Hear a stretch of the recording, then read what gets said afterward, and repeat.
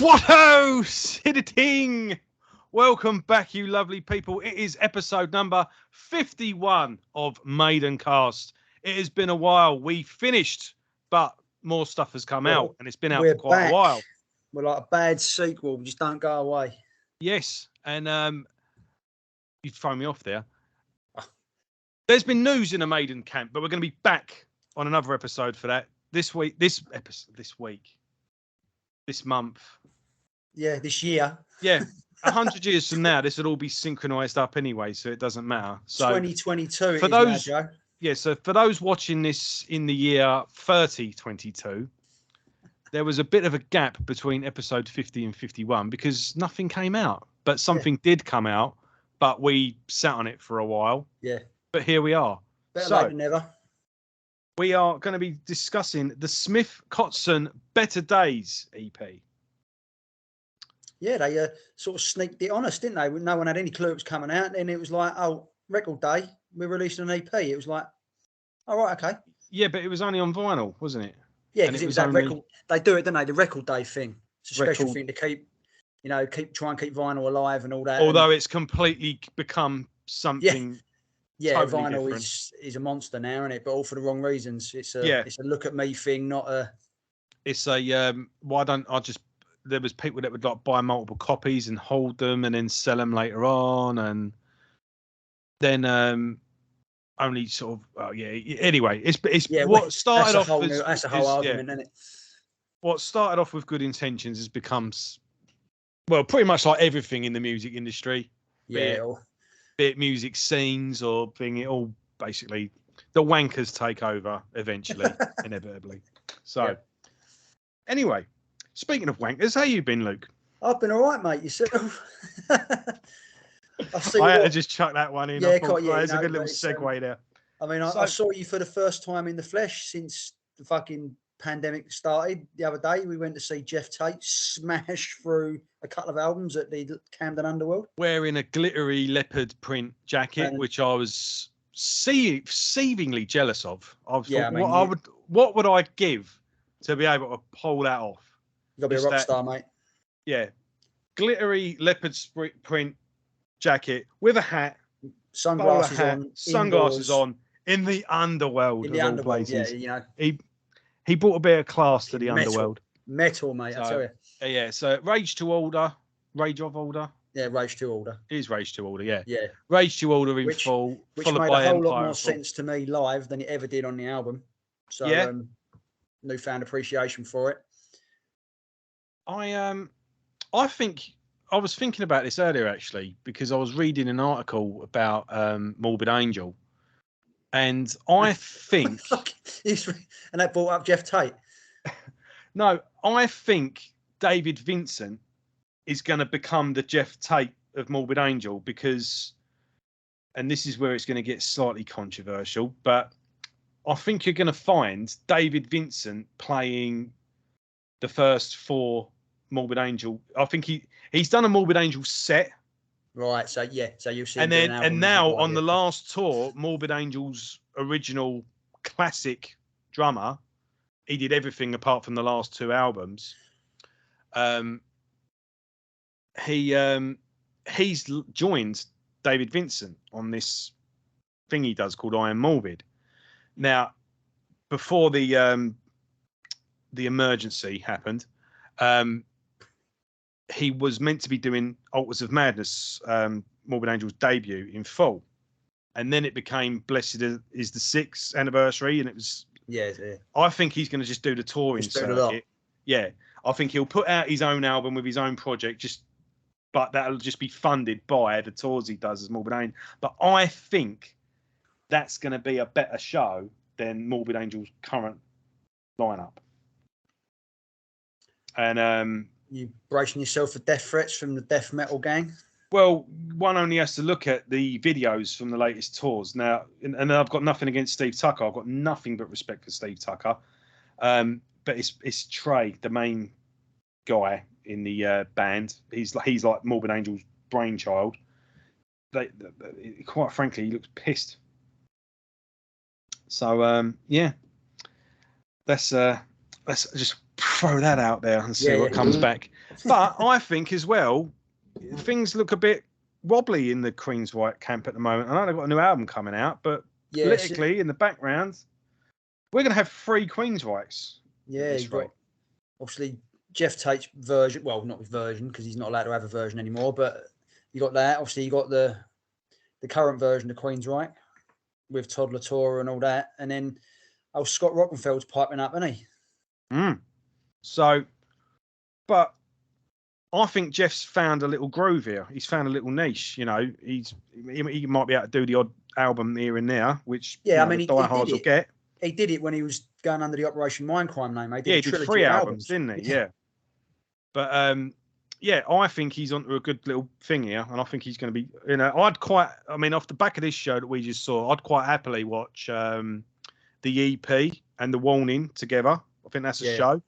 Then he can do Promised Land. Yeah, I can say because 2024 will be Promised Land's anniversary. Now that was, to me, that was the last great Queensryche album. That's the winning from the EP to Promised Land. That's the winning streak. Yeah, that's it. I think it all went down to Swanee after that. Yeah, but I think David Frontier and all that. Him doing either of the first four Morbid Angel albums, that any festival in the world, he'll be able to do that. Yeah. Anywhere in the world, wouldn't it? He'd be like, yep, I'm playing this album in full, and people will eat it up, you know. So only I can make Queensryche and Morbid Angel come together in one sentence and make it make sense. Well, I think let's just hope someone gets wind of this, because you've sort of planted the seed of a John Bush Anthrax era tour in John Bush's mind. So you never know. Yeah. I do take full responsibility for that as well. That is one thing ever happens, mate, that will go on my grave. Is I did that. I did this. Fuck you, blabbermouth. Yeah. So, should we get into the review? We like a. I mean, we've done our usual. Nothing changes, people. We talk about we say what we're going to actually do, and then talk bollocks for fucking 10 minutes, and then finally get into it. So, welcome back. Yeah. So this sneaky little EP that no one was expecting. I mean, let's not beat around the bush on it. It is just a continuation of the album, really, but certainly no bad thing to my ears. It's probably the bits that were left off as well. Or did they? Is it a case of it? This is the stuff that was left off, or did they make a conscious decision to pick? Because some of the songs on this are better than some of the songs on the album. Yeah. I mean, it certainly fits, doesn't it? I mean, the lead-off track, "Better Days," I think could easily. It's great. That could easily have fit on the album and would have made just as good a single. And it, for me, it carries on what the album started as well, with the fact that as good a vocalist as Richie Kotzen is, he's a bit nasally for me. He, to me, is what other people say Miles Kennedy is. And I finally see why people say that about Miles Kennedy when I listen to Richie Kotzen sing, because he's got a good voice, good tone and all the rest of it, but something about it. And when Adrian sings, it blows him away. I think, like I say, if it ever does happen, I don't want to, again, piss anyone off, but as I've said before, if Queen can sell out Wembley Stadium without Freddie Mercury, sorry, you're all replaceable. I think it'd be really good if Soundgarden ever decided to I could see that. Give it another bash. I can just see saying. That, I don't mean to I know sorry if that's a touchy thing, but it has happened before. Yeah, but I mean, great vocalists, all right, he won't, like you say, you've hit the nail on the head with the Queen thing. Yeah. If you can replace Freddie Mercury with a geezer who won a fucking talent show, then all bets are off. Yeah, that's what I'm getting at. Like, whether you like it or not is one thing. The fact, what I'm saying is, it happened. Yeah. So, and it did sell out. Yeah. So, some people were happy with it. So that's all it's needed, I'm afraid. And as a case in point, Alice in Chains made it work. Fuck, man! If I can go and watch Thin Lizzy, fucking hell, yeah. But it did have to be the right bloke. That was. Of course, does. Yeah. It would always be done, but with the right bloke. And if in a hypothetical world, if Soundgarden decided to go out, I think this guy would fit in. Yeah, he would. Yeah, I can see he has got the Chris Cornell sort of vibe going on. He's just got that wow, hasn't he? That the thing that I can't do. But I didn't realise how far back this guy goes as well. I know you said he was in Poison and everything back in the Kotzen, day. fuck me, yeah, he's been going since the fucking dawn of time. You know, like I say, I'm just looking to see if I can find. I've got a. I've actually got a CD of the soundtrack of. Is it here? No. As soon as I come off, it'll be there. Yeah. Bill and Ted's Bogus Adventure. Bogus Journey. Bogus Journey. What did I say? You mixed up the first two. Oh, it's Excellent Adventure, isn't it? Excellent Adventure and Bogus Journey. Bogus Journey. Yeah, we won't talk about the third one. Yeah. Well, I haven't seen it. I won't see it. It could be the best film ever. I will never know. My missus and my sprog loved it, but no, not for me. They wrote the song that cured the world ills, or Kiss wrote the song that cured the world's ills, and that was it. Done. Finished. Yeah. Rant over. Yeah. Well, you've defended worse. Let's see a bit of that. Where were we? Bogus Journey. Yeah. What's his name? Kotzen? Richie Kotzen. Richie Kotzen has a song on that. That's how far back this guy goes, yeah. Yeah, well, that's 92. Yeah. So, it's far back. Yeah. It's 30 years, mate. Yeah. I wasn't even 10 at the time. You was what? Fucking years. Yeah. Let that sink in. You would have been what? 45 at the time? Yeah. So original. Yeah. Spin on it. I was 13. And you even had a beard then? Yep. Whatever. How old was you when you had your first shave? Just out of... Oh, fucking, I don't know. 14, 15, I suppose. Right. So, Better Days. Yeah. There's been better days on this podcast. I was just glad to be talking with you again. That's it. Yeah, it's fucking. It was nice, isn't it? So yeah, opening track is a good single. It's got a great little chorus on it as well, and I feel it could have easily have fit on the album. Yeah, it would have been. It would have been a lead single. Not much of a change, you know. It's got that breezy, sunny day sort of feel to it that the whole album has. Really has that laid back summer that vibe, feeling. and it goes right the way through. You know, your bluesy, rocky. I mean, I'm gutted. I didn't go and see them when they toured. So I know we ummed and ahed about it, didn't we? And we weren't, because obviously with COVID, it was like, because we had so much money held up on tickets, didn't we? It was like, do we add another fucking 30 quid to the tab sort of thing? So we didn't bother. And I put my name, and by the time I thought, fuck it, I'll go and do it, it sold out, and I had my name on a waiting list. And I got notified on the waiting list 2 hours before the fucking doors opened. And it was like, oh, fuck off. How am I going to get London and all that in 2 hours? Do one. And then the next day, Nick McBrain's playing drums on the fucking thing. It's like, you bastard. This is it. You got to go to gigs. I know it's, you know, bit with things being they are lately, but as a general rule, you got to go because you never know what you're going to miss. Oh, yeah, no, that's right. I mean, I've done 4 gigs in the last 2 weeks. Yeah. You know, because I ain't missing out no more. I did fucking Tool, Jeff Tate, Whitesnake, and then I went to see Phil Campbell and the Bastard Sons do their Motorhead set. How was that? Yeah, that was pretty good. You know, I got a new singer in, and oh really? Yeah, it's not the old guy; it's a new singer. So you know, they done it all right. I mean, the sound it isn't an academy, and the sound was fucking terrible. So, but I mean, if anyone's got a right to play a Motorhead set, it's Phil Campbell, wasn't it? I mean, let's face it, he was second longest serving member. Yeah, that's one thing a lot of people don't. He doesn't get a lot of props for that, does he? Because I mean, he was in the band in 1982 with Wurzel when they played the fucking Young Ones, mate. You know. Yeah, he's been, you know, and he's always the new guitarist, and but he's been there forever. I mean, he was in the band longer than Mickey D, and Mickey D was there for 1,000 years. Oh, right.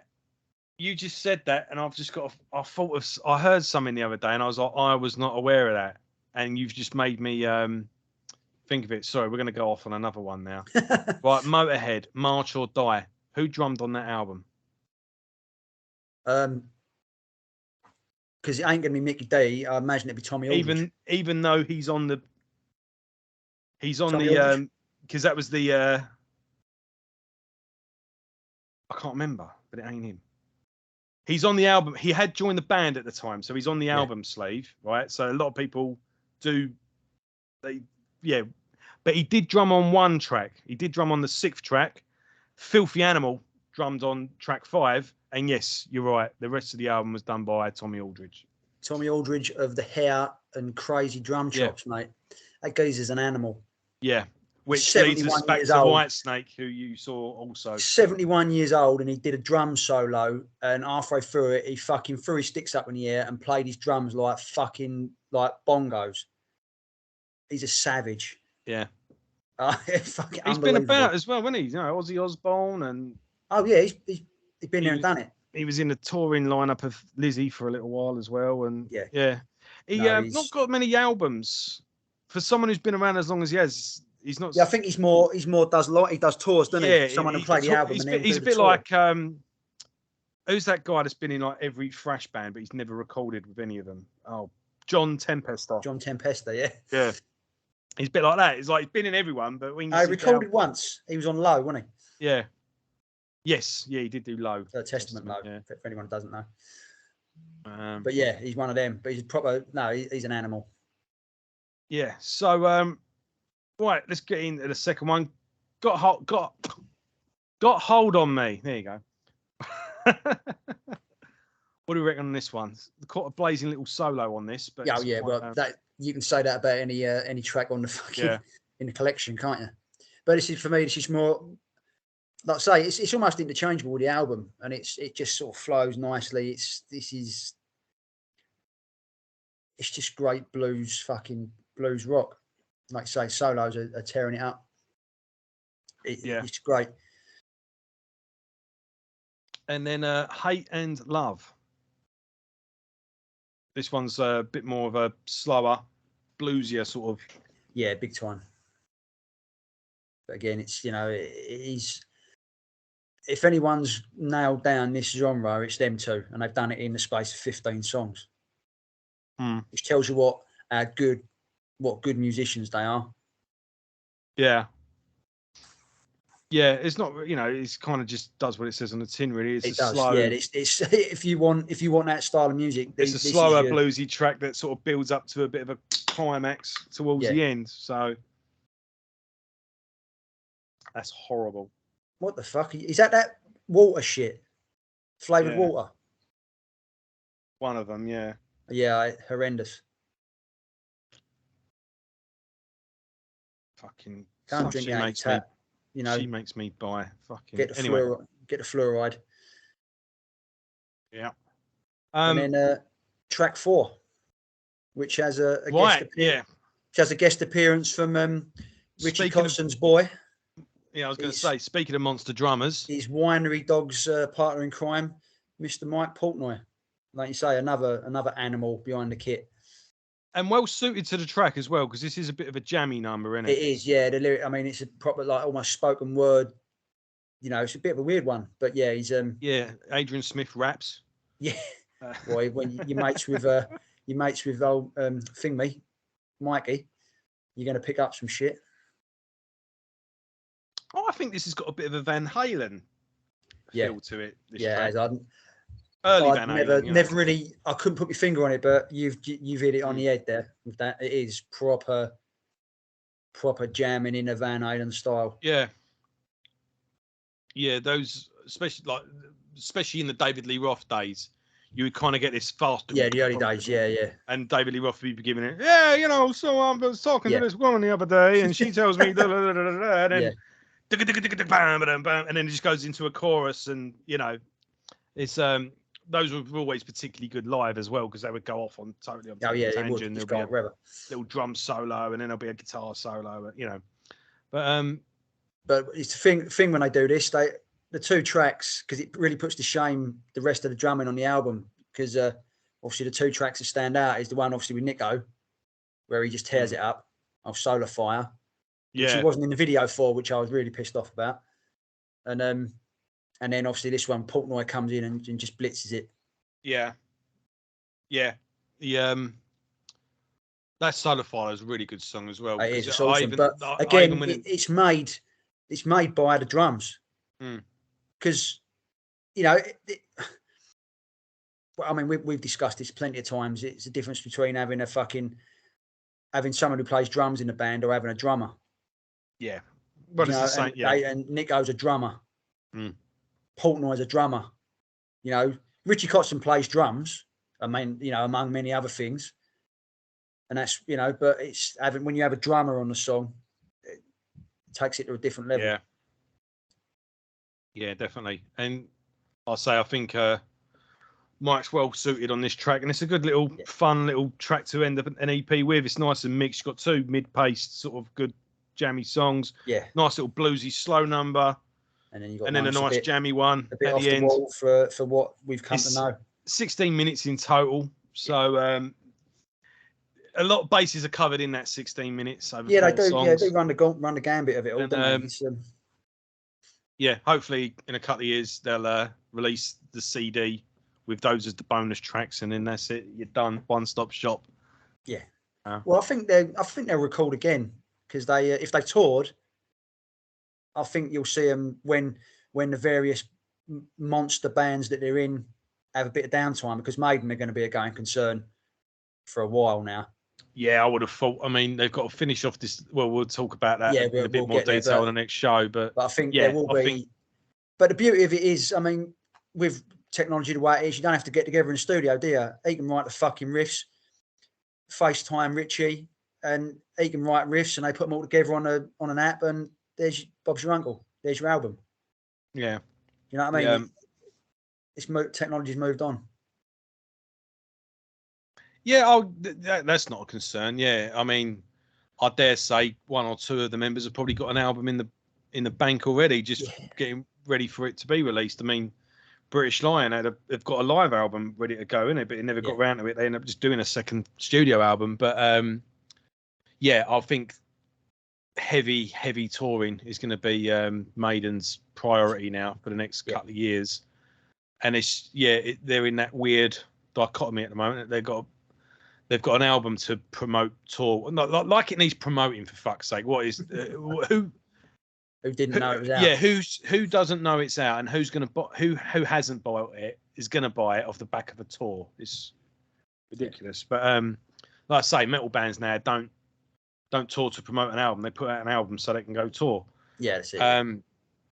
So I don't know if they'll just write it off and just go into the new one. I don't know what they'll do, but it's easy to say those this year and the next at least 2 years, you're going to see a lot of touring, I think, from Maiden. Yeah. And then when we know that Bruce is working on us. Yeah. Anyway, album. We're getting ahead of ourselves at the minute, aren't we? So. Right. So. Yeah, I mean, it's been so long. I can't remember how we used to score it. Was it out of 10? It was out of 10. Yeah. We might have sorted this out of 4. But...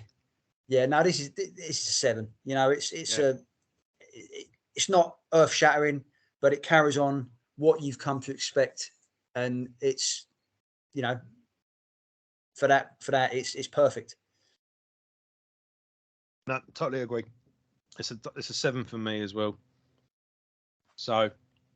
Yeah, that's it then. In the can till next. Well, I think we've got an EP on the way, but we'll talk about that in the next episode. Yeah, we've got because we're going to be talking about Iron Maiden news in the next show. So that's coming up right after this one. But in the canon of things, this is episode 51. Episode 51, yeah. So thanks for watching. We hope you've all been doing well, and we'll see you next time.